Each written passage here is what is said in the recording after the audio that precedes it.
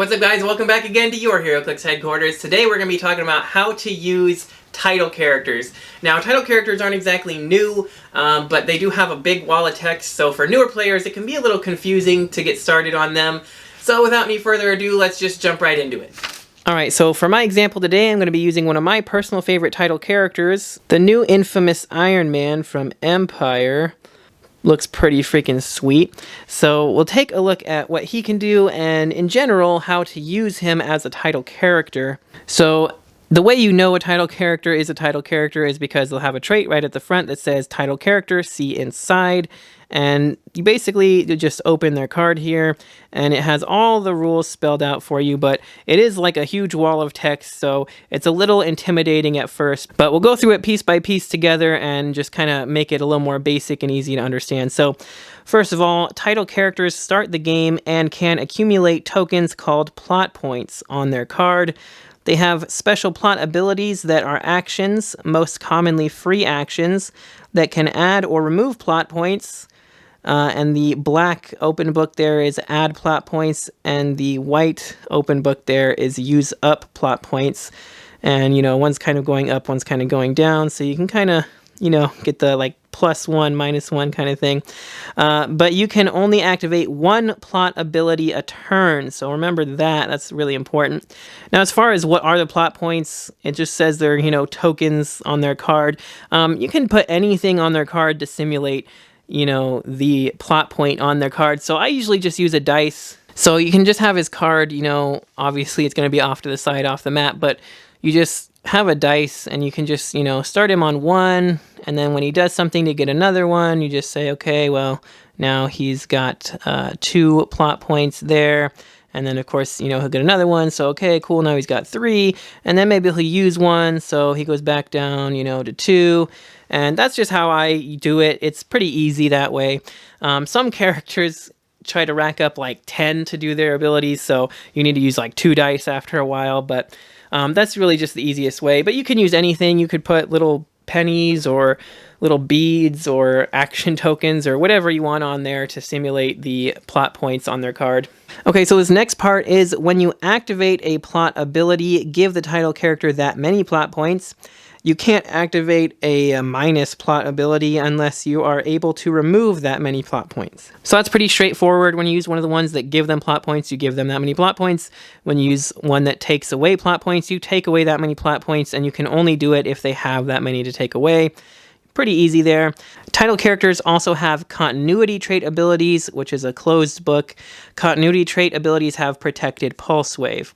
So that way they don't have to put it on every single one. You just know that it's protected pulse wave. And that's pretty much because a lot of them happen when the character's KO'd. So if for some reason they were pulse wave to death, they want it to still be able to go through. But then this last part, you may only have one title character on your starting force, and title characters can't replace or be replaced by other characters. So that's another important thing to remember there. Title characters are kind of like primes. You can only have one of them on your team. They're not primes, though, so you could have one prime character and one title character, unless they make a prime title character, which would be pretty cool. But, yeah, you can only have one on your force, so you can't play this infamous Iron Man and, say, the Doom 2099 title character from the Fantastic Four set on a Latveria team. You couldn't do that because they're both title characters. You can only have one of them. And it's important to remember that they can't replace or be replaced, so just important to keep that in mind. And then again, it just shows +X, -X. And then, so here's what the continuity effects are. The first one is when a title character activates a plot ability at the end of your turn, if it didn't attack an opposing character, deal it 1 unavoidable damage. So basically, if you're using a plot ability, you better be attacking something or you're going to take a click of damage for it.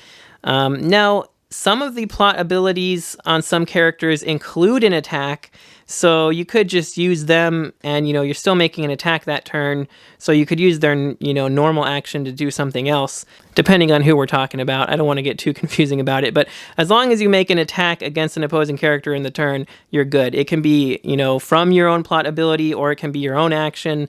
you know, has nothing to do with the plots. As long as that character makes an attack, you're good. But one cool thing is that you can kind of use this to your advantage, since pushing damage is no longer a thing, especially on somebody like this guy. You could activate one of his plot abilities, not make an attack, and deal him an unavoidable to get him onto that penetrating blast click on click number 2. And there's some other characters that can do some cool things like that too. So that's just one thing to keep in mind if you like want to get them to click number 2 or something. That's one way to do it, since pushing damage is no longer an option. But normally you don't want to take damage, so just remember to try to make that attack. Then the next thing is a KO effect. So when Infamous Iron Man is KO'd, opposing characters can use Outwit until your next turn. Now this is different for all title characters. You have to read what their KO effect is on every title character, because they're all different. They all do something different. Some of them are not so bad. Some of them are really bad. Some of them are like you lose the game. Some of them are like your opponent gets the Heroclix. Like it's pretty crazy. It depends on the character, so just make sure you know what to look out for there. Now it's also important to note that down here it will list how many starting plot points the character gets. So for Infamous Iron Man's case, he gets 1, but again, this is also different for every title character. So some start with 2, some start with 3, some start with 0. You know, you have to pay attention to how many you get to start with, and just make note of that.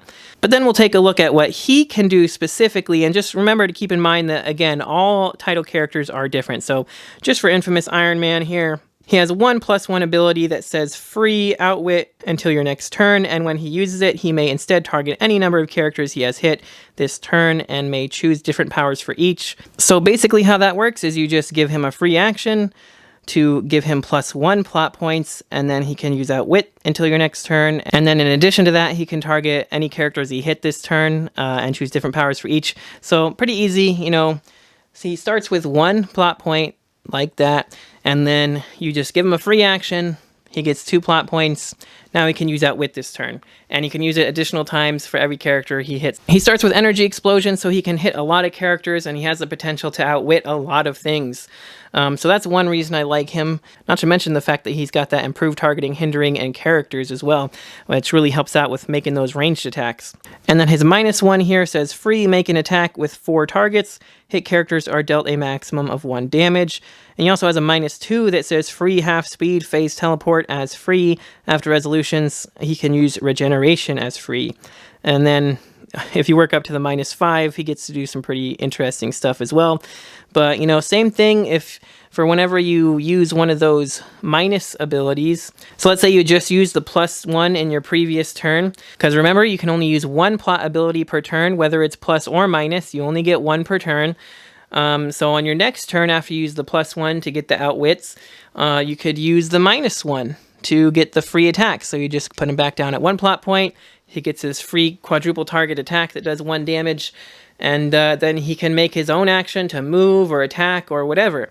Or maybe instead of that, if you were still at the 2, if after he ran up and shot and outwit a bunch of stuff, he got hit pretty bad, maybe you want to run away and try to heal up. So you could use his -2, just remove both of his plot points. He's at 0 now, and then you can run away and you can use that free regen to heal him up. Now after that, you'd be at 0, so you'd have to try to use that +1 plot point ability again to get him back to 1 plot point to hopefully use the -1 on your next turn.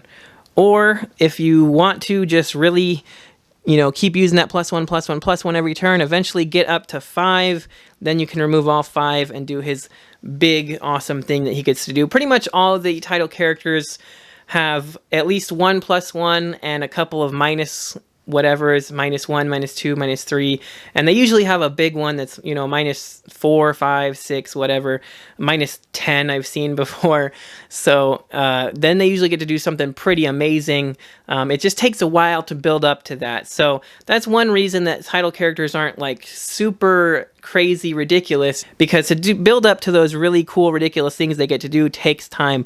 You know, you can only get 1 plot point per turn. Usually they only start with 1 or 2, sometimes 0. So it takes that time to build up, but it can be worth it, and you know, they can do some really fun, interesting things. And one other cool thing to note about title characters is I have yet to see one that has a special power. They all just have, you know, basic powers and team abilities and improved targeting, whatever. They don't have any white square special powers. They just have you know, enough going on with their traits. Correct me if I'm wrong. Maybe there's one I'm not thinking about, but usually everything they do is going to be in their plot point traits, +1 or -1 or whatever, to do all that kind of stuff. So at least you don't really have to worry about having that on top of like 3 different special powers, which is pretty nice. But if they ever did make a title character with a bunch of cool special powers in addition to all the cool plot point things they could do, it'd probably be pretty ridiculous. I could see if they wanted to do a prime title character, that would be really cool, that it also had special powers or something. But anyway, that's basically how you use it. They're really fun, in my opinion. I haven't seen any title characters, you know, win any crazy competitive events, so they're not like super competitive or anything, but that's about it. Like I said, they're really fun to use, and you just got to keep track of how many plot abilities, plot tokens they get, and that's really the only thing when you get down to it. You're just keeping track of their tokens, +1, -1, and, you know, make sure you're only using 1 plot ability a turn. Make sure if you use a plot ability, you make an attack or you take your damage for using it, you know. And as long as you can remember all that, you're good. Alright, so that's going to do it for this one. If you enjoyed it or you found it useful, make sure you smash that like button. It helps me out a lot. Let me know in the comments if you guys have any further questions about how to use title characters, or just what some of your favorite title characters are, because I'd love to hear about that. Maybe I should do a top 5 title characters list. Let me know that. But if you haven't already, make sure you click that subscribe button so you don't miss any future videos. And if you guys would like to help support the channel even more, you can check the links in the description for our Patreon, so you can see your name here in the credits as well as some other cool stuff, so check that out. But that's going to do it for this one, so thanks again so much for watching, and until next time, this has been Heroclix Headquarters, signing off.